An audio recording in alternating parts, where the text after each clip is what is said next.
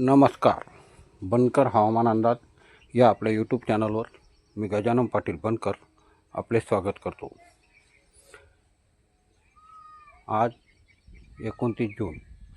पाहूयात पुढील 24 तासातील हवामान अंदाज.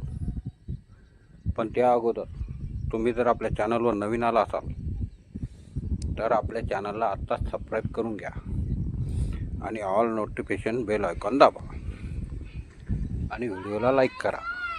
पाहूयात पुढील 24 तासातील हवामान अंदाज. पुढील 24 तासामध्ये नाशिक, धुळे, जळगाव, छत्रपती संभाजीनगर, जालना उत्तर, बुलढाणा, अकोला, अमरावती, नागपूर या जिल्ह्यामध्ये हलका ते मध्यम स्वरूपाच्या पावसाची शक्यता राहील. तसेच एक दुसऱ्या ठिकाणी जोरदार पावसाची सुद्धा शक्यता राहील. परंतु हा पाऊस सार्वत्रिक नसेल, विखुरलेल्या स्वरूपात, कुठे हलका कुठे मध्यम तर एक दुसऱ्या ठिकाणी जोरदार होईल.